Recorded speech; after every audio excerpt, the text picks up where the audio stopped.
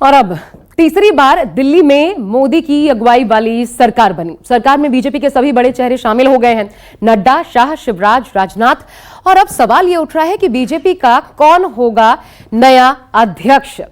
ये कुर्सी किसे मिलेगी? अब सभी सरकार चलाएंगे तो दुनिया का सबसे बड़ा राजनीतिक संगठन आखिर कौन चलाएगा? यानी बीजेपी का नया अध्यक्ष कौन होगा? दर्जन भर नामों की चर्चा है और इस बात की भी चर्चा है कि हो सकता है बीजेपी किसी दलित चेहरे पर दांव खेल दे। वजह है चुनाव में बीजेपी का दलित वोटों का छिटकना। इसे डैमेज कंट्रोल भी कहा जा सकता है। हालांकि अभी तक ये सिर्फ कयास है। बताया जा रहा है कि नए अध्यक्ष की नियुक्ति तक जेपी नड्डा ही अध्यक्ष बने रहेंगे। सूत्रों के मुताबिक बीजेपी में अध्यक्ष का चुनाव सितंबर तक होने की उम्मीद है। कार्यकारी अध्यक्ष की नियुक्ति तक जेपी नड्डा पार्टी और मंत्रालय दोनों काम साथ साथ देखेंगे। तो किन नामों की चर्चाएं अंदर खाने, देखिए हमारी स्पेशल रिपोर्ट। तीसरी बार सरकार गठबंधन के बाद सबसे बड़ा सवाल कि बीजेपी का अब नया अध्यक्ष कौन?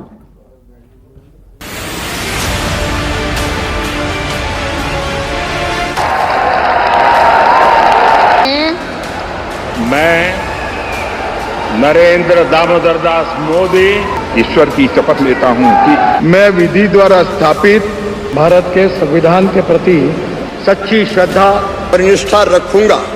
मैं भारत की प्रभुता और अखंडता अक्षुण्ण रखूंगा। 24 का चुनाव खत्म हुआ। नरेंद्र मोदी तीसरी बार देश के प्रधानमंत्री बने। ईश्वर की शपथ लेता हूं कि मैं एनडीए की सरकार बनी और इस सरकार के बनते ही शपथ ग्रहण समारोह में जो कुछ हुआ उसने सबसे बड़ा सवाल खड़ा कर दिया। ईश्वर की शपथ लेता हूं कि मैं विधि द्वारा स्थापित भारत के संविधान के प्रति सच्ची श्रद्धा और निष्ठा रखूंगा। बीजेपी का नया अध्यक्ष कौन होगा? अब बीजेपी का नेतृत्व किसके हाथ में होगा? कौन सा चेहरा है जिस पर दिल्ली से लेकर नागपुर तक सबको भरोसा है? क्या हरियाणा, महाराष्ट्र और बिहार के चुनाव को देखकर फैसला होगा? कहीं ऐसा तो नहीं कि इस बार बीजेपी मिशन विस्तार के तहत साउथ से चीफ बनाएगी? सवाल कई सारे हैं और जवाब शायद किसी के पास नहीं, क्योंकि जेपी नड्डा के मंत्रिमंडल में शामिल होते ही सबसे बड़ा सवाल यही है कि बीजेपी का अगला अध्यक्ष कौन बनेगा। क्योंकि बीजेपी के राष्ट्रीय अध्यक्ष जेपी नड्डा को मोदी 3.0 कैबिनेट में स्वास्थ्य एवं परिवार कल्याण मंत्रालय के साथ साथ रसायन और उर्वरक मंत्रालय की जिम्मेदारी सौंपी गई।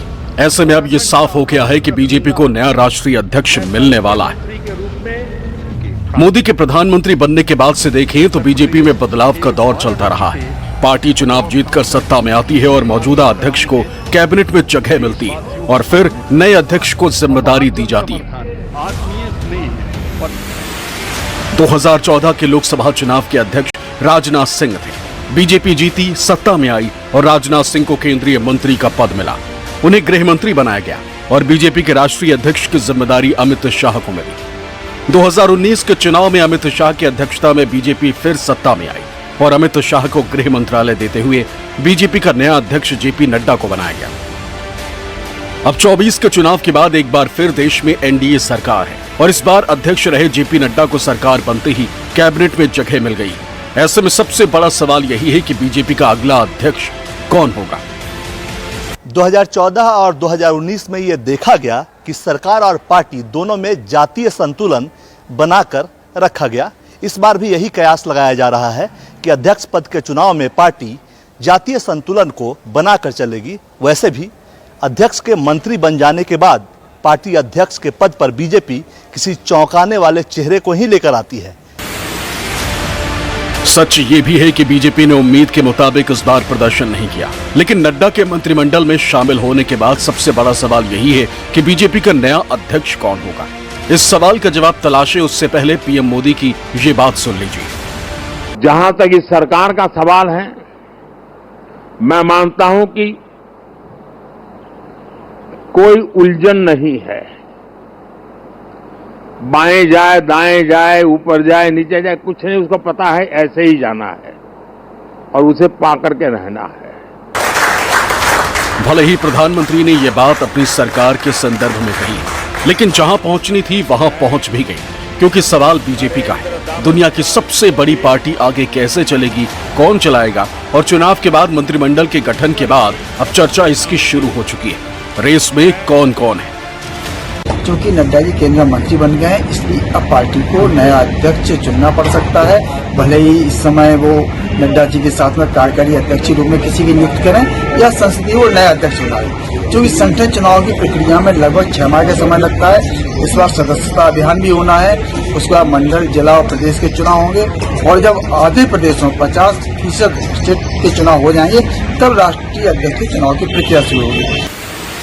2014 से लेकर अभी तक बीजेपी का पावर सेंटर इस एक तस्वीर से साफ साफ डिफाइन किया जा सकता है। इस तस्वीर में सब कुछ क्लियर है। बीजेपी के सीनियर लीडरशिप और देश का नेतृत्व साफ साफ नजर आता। एक बार फिर कद्दावर चेहरे यही हैं। लेकिन सवाल ये है कि कमान किसके हाथ में हो। ईश्वर की शपथ लेता हूँ कि मैं विधि द्वारा स्थापित भारत के संविधान के प्रति सच्ची श्रद्धा और निष्ठा रखूंगा। जेपी नड्डा के मंत्रिमंडल में शामिल होने के साथ ही बीजेपी को एक नया पार्टी अध्यक्ष चुनना होगा। जेपी नड्डा का अध्यक्ष के तौर पर कार्यकाल जनवरी में पूरा हो गया था, लेकिन लोकसभा चुनाव के चलते उन्हें 6 महीने का एक्सटेंशन दिया गया।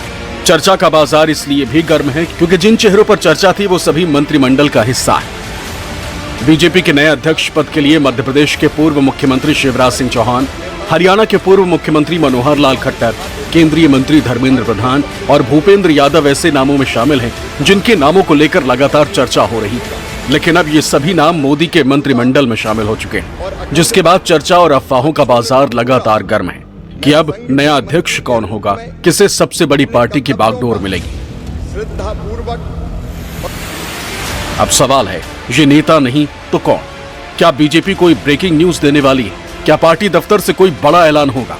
वैसे जहां तक ब्रेकिंग न्यूज का सवाल है तो पीएम मोदी पहले ही कह चुके हैं कि उनकी सरकार ब्रेकिंग न्यूज को लेकर बहुत ज्यादा उत्सुक नहीं रहेगी। हमारे जो इंडिया अलायंस वालों ने इस चुनाव में फेक न्यूज में एक्सपर्टाइज कर लिया, डबल पीएचडी कर लिया उन्होंने, वो शायद इसका भरपूर उपयोग करेंगे। हम कृपा करके इन चीजों से दूर रहें, अफवाहों से दूर रहें। ये जो टीम बैठी है वो अनुभवी टीम है, मुझे भी सही सलाह देने वाली टीम है, और इसलिए टीम मिलकर के बहुत सही निर्णय करने वाली है। कृपा करके ब्रेकिंग न्यूज के आधार पर देश चलेगा नहीं, ये मान के चलिए। अब सरकार की सोच क्या होगी? क्या बीजेपी की सोच अलग और खबरों को खंगालने वालों की सोच अलग है? इसलिए सूत्रों के मुताबिक बीजेपी अध्यक्ष पद के लिए सियासी गलियारों में कई और नाम सुनाई देने लगे। अब क्या इन्हीं में से बीजेपी का नया अध्यक्ष चुना जाएगा या फिर हर बार की तरह कोई सरप्राइज नाम सुनाई देगा? ये तो वक्त ही बताएगा।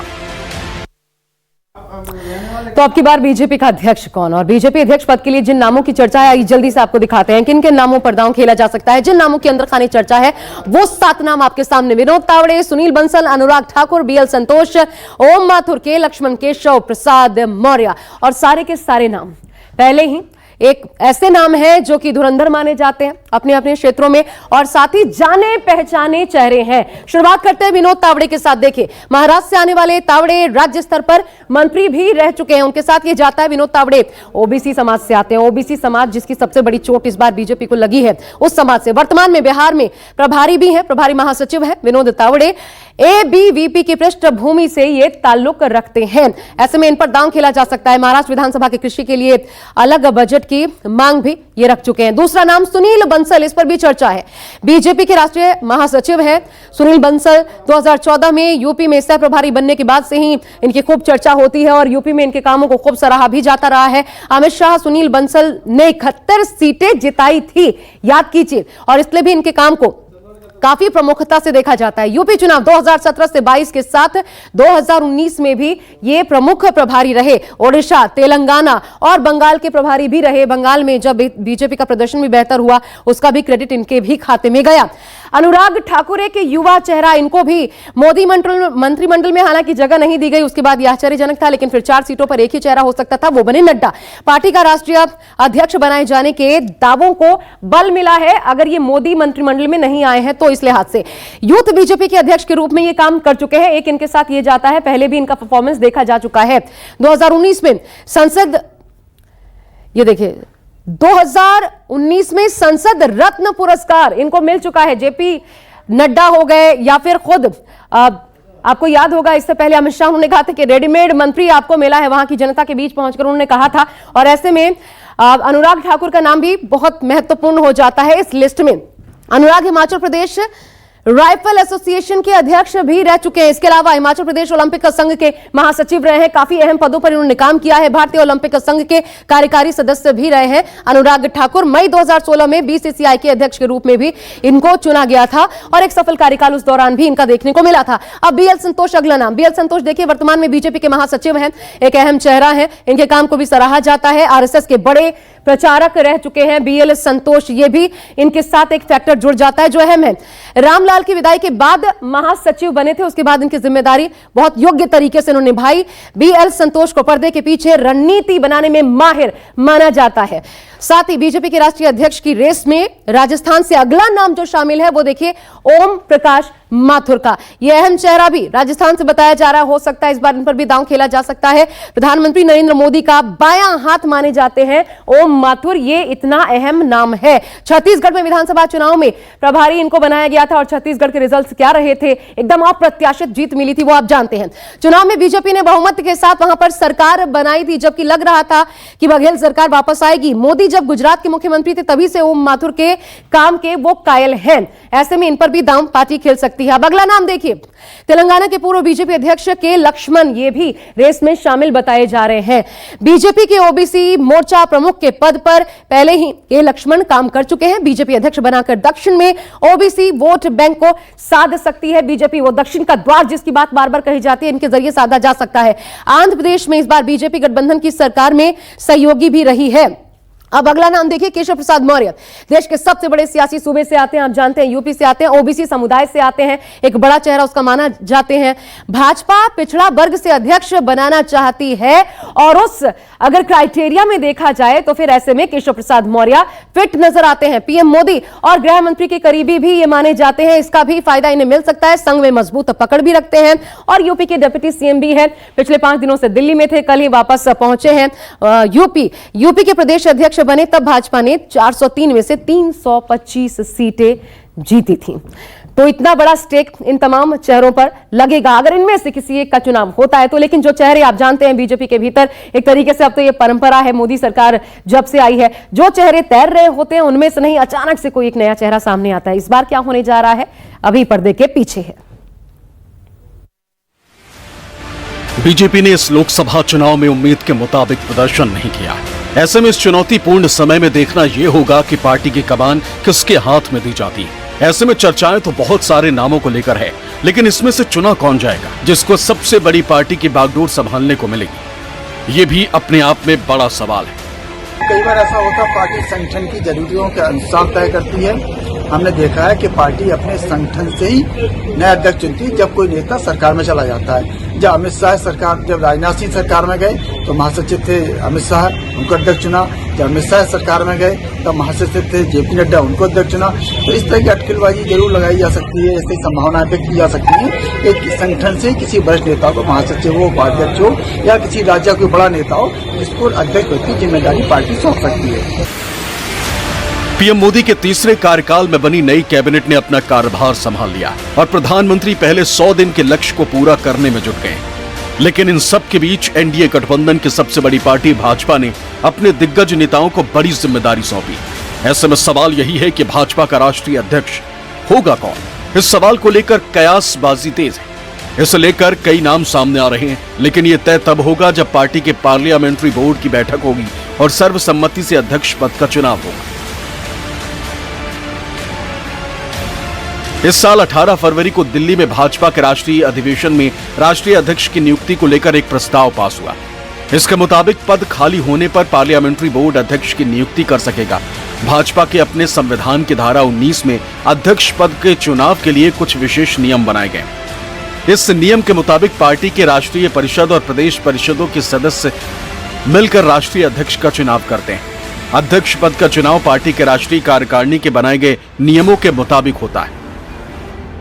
बीजेपी का राष्ट्रीय अध्यक्ष बनने के लिए सबसे बड़ी कंडीशन यह है कि इस चुनाव के लिए नॉमिनेशन करने वाला व्यक्ति कम से कम 15 साल तक पार्टी का प्राथमिक सदस्य रहा हो। इसके साथ ही प्रदेश या राष्ट्रीय कार्यकारिणी में कम से कम 20 सदस्य अध्यक्ष पद के चुनाव के लिए किसी व्यक्ति के नाम का प्रस्ताव पेश कर सकते हैं और इस प्रस्ताव पर कम से कम 5 प्रदेश के प्रदेश कार्यकारिणी सदस्यों की सहमति होनी चाहिए। सबसे जरूरी बात है कि अध्यक्ष पद के चुनाव के लिए प्रस्ताव पर उम्मीदवार का सिग्नेचर होना चाहिए। वैसे तो भाजपा में वोटिंग के जरिए अध्यक्ष पद का चुनाव किया जाता है, लेकिन खास बात यह है कि जब से पार्टी बनी तब से अब तक अध्यक्ष पद के चुनाव के लिए वोटिंग की नौबत नहीं आई और आपसी सहमति से ही अध्यक्ष का चयन कर लिया गया। अटल बिहारी वाजपेयी जी के बाद से लगातार ऐसा हो रहा है कि पहले अध्यक्ष चुन लिए जा रहे हैं और बाद में उनको इन प्रतिनिधि सभाओं में उनके नाम का प्रस्ताव पास करा लिया जाता है। इससे एकदम नई परिस्थिति पैदा हुई है और ये परिस्थिति बीजेपी में अब एक ऐसा इसने प्रचलन दे दिया कि अब तो सब कुछ जैसे एक हाई कमान है जो जिसको एक ही नाम दे सकते हैं, जो मोदी जी तय कर लेते हैं वाया अमित शाह, वो सबके सामने आ जाता है और उसको सब लोग मान लिया करते हैं। तो इसी प्रणाली से तय होने के चांसेस हैं। भाजपा जल्द ही नए सदस्यता अभियान की शुरुआत के साथ व्यापक संगठनात्मक बदलाव की प्रक्रिया शुरू करने वाली है। इसके बाद नए पार्टी अध्यक्ष के चुनाव के लिए राज्यों में आंतरिक मतदान होगा। भाजपा अध्यक्ष जेपी नड्डा का कार्यकाल 30 जून को समाप्त हो रहा है। सूत्रों के मुताबिक पार्टी का संसदीय बोर्ड उनके प्रतिस्थापन के लिए चुनाव प्रक्रिया पूरी होने तक नड्डा का कार्यकाल बढ़ा सकता है। Bureau report, news 24। तो कौन होगा बीजेपी का अगला राष्ट्रीय अध्यक्ष? आइए आपको बताते हैं कि कौन बनेगा बीजेपी का राष्ट्रीय अध्यक्ष। देखिए, जल्द मिलेगा कार्यकारी अध्यक्ष। राष्ट्रीय अध्यक्ष के चुनाव से पहले कार्यकारी अध्यक्ष जेपी नड्डा के मंत्री बनने के बाद नए अध्यक्ष की खोज, जाहिर तौर पर क्योंकि बीजेपी में यह परंपरा है कि नियम है कि एक व्यक्ति एक ही पद, उसका पालन किया जाएगा। बीजेपी संसदीय बोर्ड की बैठक में इसका फैसला होगा। आपको बता दें, इसके अलावा जानकारी यह भी मिल रही है कि प्रधानमंत्री मोदी के इटली दौरे से लौटने के बाद संसदीय बोर्ड की बैठक होगी और इसी दौरान इस पर मंथन होगा। आखिरकार लेकिन यह भी तय किया गया है कि संगठन चुनाव तक जो जेपी नड्डा है वही डबल जिम्मेदारी संभाल सकते हैं इस नियम के बावजूद। यानी हो सकता है कि कार्यकारी अध्यक्ष के चुनाव तक, दिसंबर तक संगठन चुनाव, तब तक कार्यकारी अध्यक्ष के तौर पर जेपी नड्डा जो है वही काम करते रहे जब तक एक नए अध्यक्ष का चुनाव नहीं हो जाता। आपको यह भी बता दें हम कि 50% राज्यों में संगठन चुनाव के बाद ही राष्ट्रीय अध्यक्ष का चुनाव होगा। यह भी जानकारी है, बड़ी जानकारी। पहले वो कंप्लीट किया जाएगा जिम्मेदारी और उसके बाद राष्ट्रीय अध्यक्ष का चुनाव होगा। नए अध्यक्ष का चुनाव दिसंबर से जनवरी तक, यानी अभी एक लंबा ड्यूरेशन, एक लंबा पीरियड है और इसी ड्यूरेशन में कई अहम राज्यों में चुनाव भी निकल जाएगा। लेकिन आपको हम ये भी बता दें कि सिर्फ राष्ट्रीय अध्यक्ष नहीं बल्कि कई राज्यों में नेतृत्व बदल सकता है, इसकी भी चर्चा है। क्यों? देखिए, वो राज्य कौन से हो सकते हैं, कौन से चेहरे हो सकते हैं। उत्तर प्रदेश से सबसे पहले अध्यक्ष हैं उत्तर प्रदेश में भूपेंद्र चौधरी। आप जानते हैं, यह खबर है कि पश्चिम बंगाल, यूपी, इन तमाम राज्यों में परिवर्तन हो सकता है। पश्चिम बंगाल में देखिए सुकांत मजूमदार, इनको भी बदला जा सकता है क्योंकि सुकांत मजूमदार केंद्रीय मंत्री बन चुके हैं। बिहार में देखिए सम्राट चौधरी दोहरी जिम्मेदारी ये भी निभा रहे हैं, डेप्यूटी सीएम भी हैं और बिहार में बीजेपी के अध्यक्ष भी हैं। ये भी जिम्मेदारी बदली जा सकती है, यहां भी चेहरा परिवर्तन हो सकता है। इसके अलावा राज्य में कौन सा? हरियाणा, नायब सिंह सैनी राज्य में पार्टी के प्रमुख भी हैं, अब मुख्यमंत्री हैं, यहां पर भी कुछ बदलाव संभव है। तेलंगाना में देखिए जी किशन रेड्डी पहले कार्यकाल में भी, दूसरे कार्यकाल में भी अध्यक्ष हैं, अध्यक्ष पद संभाल रहे हैं और अब तो मंत्री भी बने एक बार फिर, तो फिर यहां भी बदलाव संभव है। गुजरात में देखिए सीआर पाटिल, ये भी अध्यक्ष हैं, यहां पर भी एक बदलाव देखने को मिल सकता है। इसके अलावा राजस्थान की बात कही जा रही है, सीपी जोशी, उनको पार्टी के सामाजिक समीकरण को साधने के लिए बदला जा सकता है क्योंकि राज्य के मुख्यमंत्री भजन लाल शर्मा भी उन्हीं की तरह ब्राह्मण है और यह एक मजबूरी भी है जिसके तहत यह चेहरा भी बदल जाए राजस्थान में। तो ये तमाम समीकरण है जिसको साधते हुए बीजेपी न सिर्फ केंद्र में बल्कि राज्यों में भी एक बड़ा परिवर्तन ला सकती है, ये देखते हुए कि आने वाले विधानसभा चुनाव से लेकर के आगे जितने भी चुनाव हो उनको साधा जा सके और यह सामाजिक दृष्टिकोण से बहुत ज्यादा अहम भी हो जाता है। जिस प्रकार की चोट यूपी में इस चुनाव लगी है ओबीसी की वजह से। एक छोटा सा ब्रेक ले रहे हैं, इसी के साथ आप देखते रहिए न्यूज़ 24।